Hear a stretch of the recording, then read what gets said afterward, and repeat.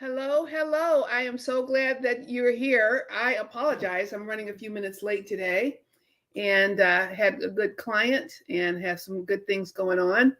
But I did want to get on for a few minutes to talk about our ego. And when we think about our ego, no one likes to really, we all need ego. If we don't have our ego, then we don't think much of ourselves. And so everyone has an ego, even people who say that they're self-conscious about themselves. They're self-conscious because they are thinking about themselves. So we do have our ego going.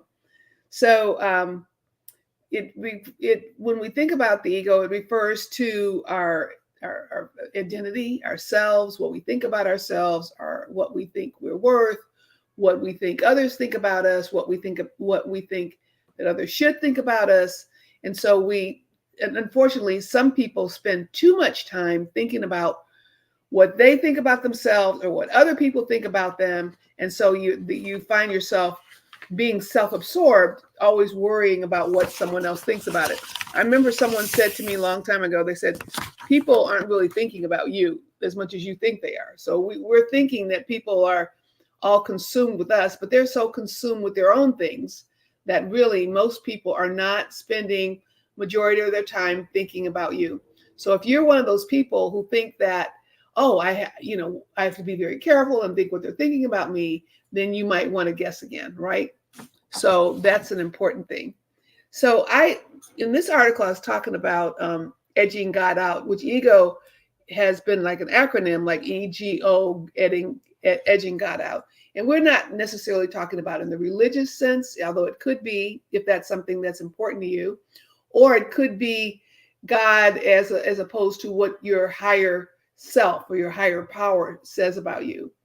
And when we become so self-determined and so involved in what we think and what is important to us, and have no regard or empathy or compassion for other people, that we can be like edging God out, edging other people out, like we don't have any kind of guardrails to help us to navigate life because we're so busy trying to figure out how we're going to get what we want, when we want to get it, and how we want to get it.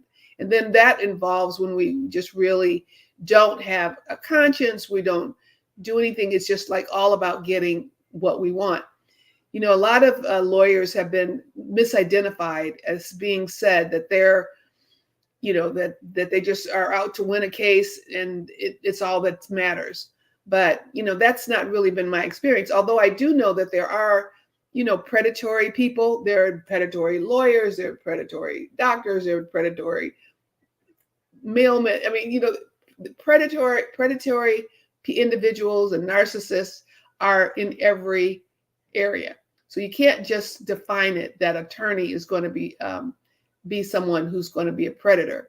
But when we think about identifying people who are predators, that's something that it's our job to take care of ourselves. We shouldn't walk through life oblivious, assuming or trusting that everyone is going to have our best interest in mind. So any business, any attorney, any professional that you hire, you want to do your homework. And usually we do that by trying to get some sort of references or something like that, because we want to have someone who wants to do the right thing by us and make sure that everybody wins. Why is it, obviously in law, there's a win-lose, but it doesn't have to, do you have to smash the person into the ground? And do you have to totally destroy and obliterate them just to win? So, when we say there's a win-win, there's not obviously going to be a win and there's going to be a lose. But when we're not coming from ego, we're kind of coming from what is the best outcome for my client? How can I protect my client? How can I protect everyone's interests that are involved?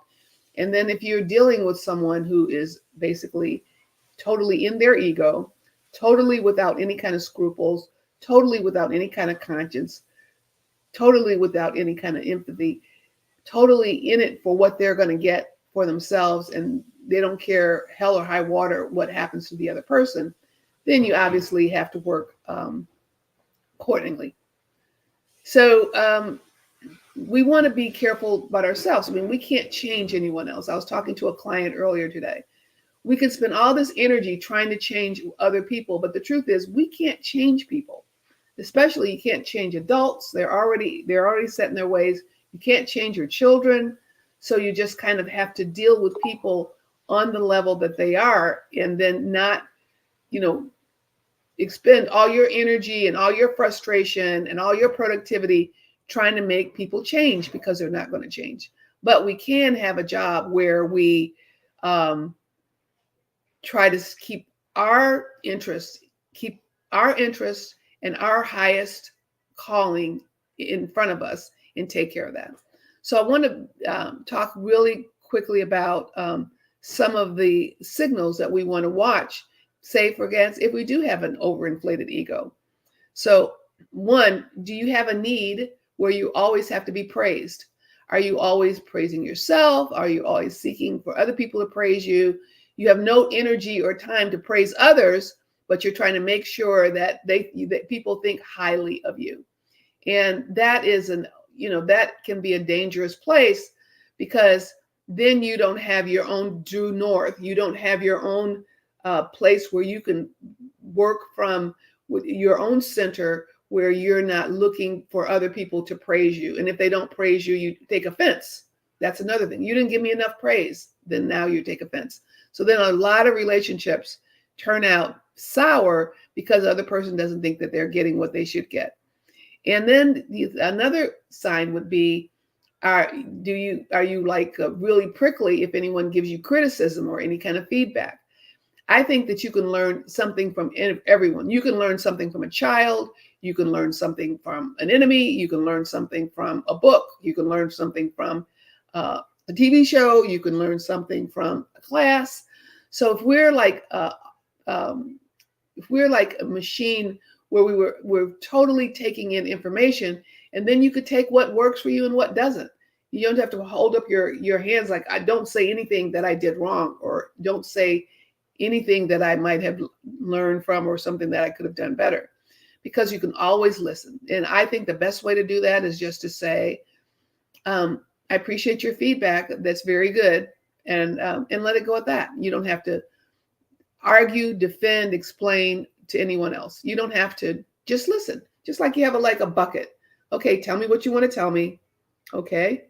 Oh, that's a good point. It could be something very minuscule, but you could get a good point out of that you would miss, you would never learn if you hadn't just taken 2 or 3 minutes to listen to someone else's feedback. Another thing is if you don't have empathy for others or yourself. And I think that empathy, as far as I'm concerned, starts with yourself.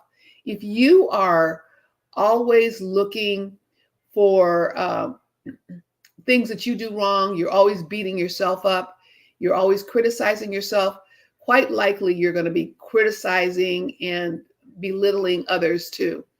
And that's a really tough job. If you came from a family where your family was highly critical, then you can very easily find yourself being highly critical. And then if you're highly critical of yourself, guess what? You're highly critical of your mate. You're highly critical of your husband or wife. You're highly critical of your children. You're highly critical of the state of affairs. You're just everything. You wake up in the morning and it's like you walk around with an upside down face because you are, upset and have no compassion. For me, I think if you could I always walk in another man's shoes, because you don't know what different people have come from. I think especially in this political climate, I mean, people have all these different opinions, but if we could just take a moment and walk in the other person's shoes for a while, then that can make a big difference. Because if you don't, if it's all about your personal experience, then you have no idea of what other people are going through or what their experiences are. If you take someone from another country and they come here, then to them, everybody's eyes are off slant. There was a story, I think, in one of the books, Think and Grow Rich, and there was an Asian man who came to the United States, and he was here for a year as a student or whatever, and they asked him at the end of the visit, what is the one thing that you noticed about the Americans? And he said, or their eyes are off slant. That was all he could see. He couldn't focus on all the other things that were available, all the things that he could have learned by opening his mind and seeing, oh, they do this, so they have these customs, they have that customs. I like this, I don't like that. So we want to do that. We want to be able to have empathy. We do want to be able to have compassion. We want to stop looking at others through our fault glasses and looking them as a compassion glasses, and just say, like, what can I learn from this person?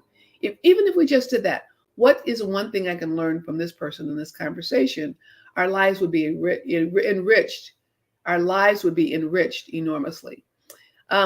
Another sign of having an overinflated ego is always seeking reassurance to maintain this positive image. You know what? None of us is perfect. We all make mistakes. We all have things to learn. We all have things that could work or not work. And these are things that we have to be very conscious of.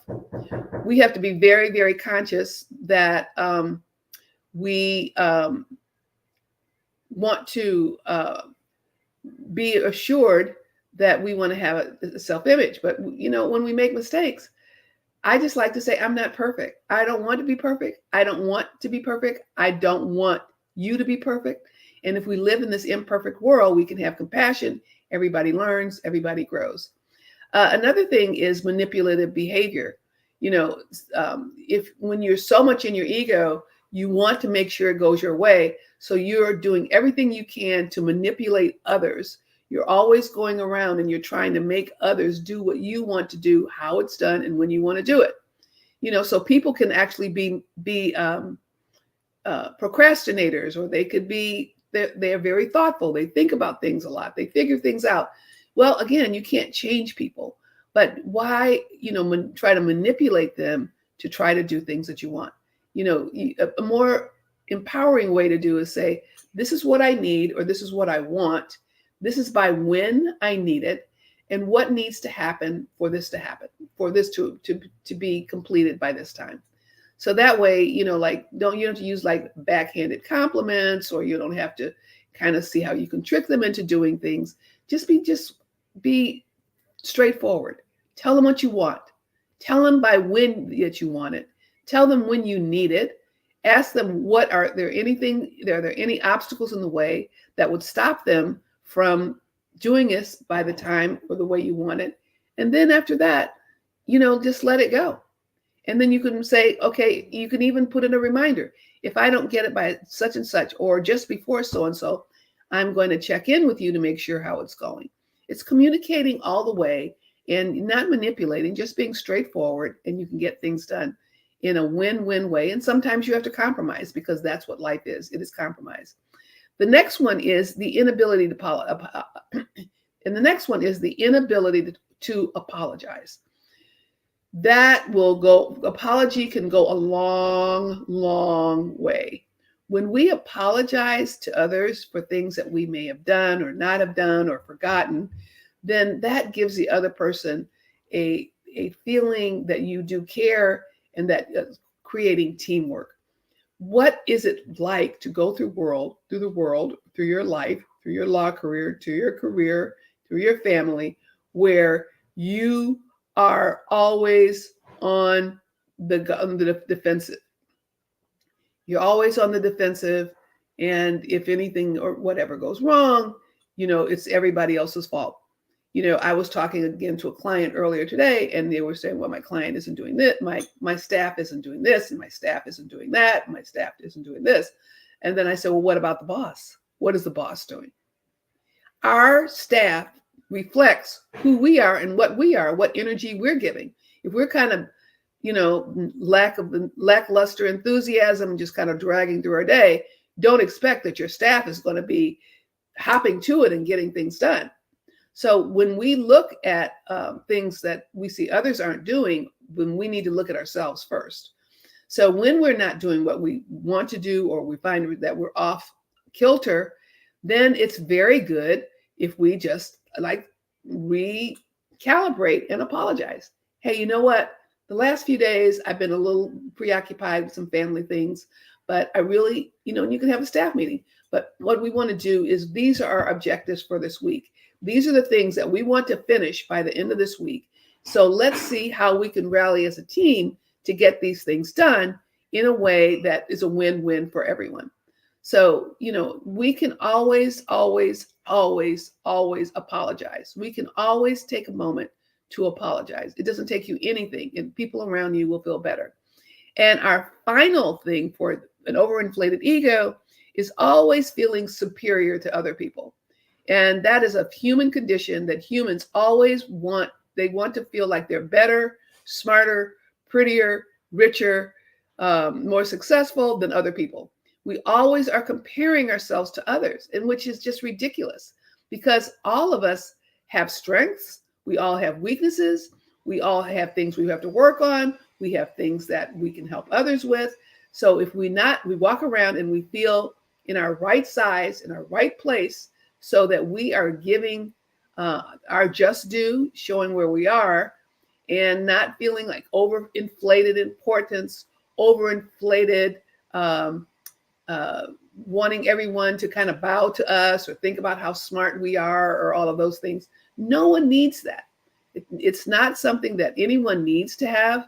It's nothing that anyone enjoys. People don't like to be around people who think that they're better than everyone else.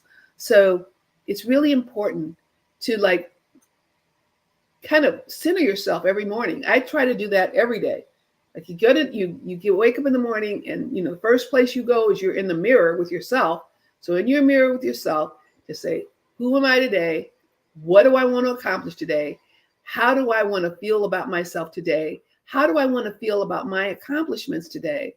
And what will make me feel good that when I lay my head down on my pillow tonight, I feel like I've had a good, productive, kind, loving day where I contributed the best I could to myself, to my family, to my career, my clients, and others. If you do that, at the end of the day, you will feel very good, and you will accumulate time, days and days and days where you're now feeling good about yourself. You will find that your ego is in check. You will find that your relationships are in check. You'll find that your staff and your employees are doing better. You'll find that you're making more money in your business. You'll find yourself having a sense of order, a sense of peace. So let's not let our egos be a runaway train. And I am very glad that you joined me this week.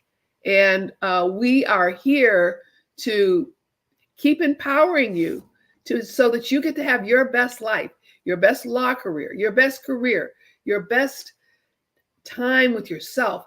If we're happy with ourselves, then we can be happy with the world. Thank you for joining me, and I will see you all next week.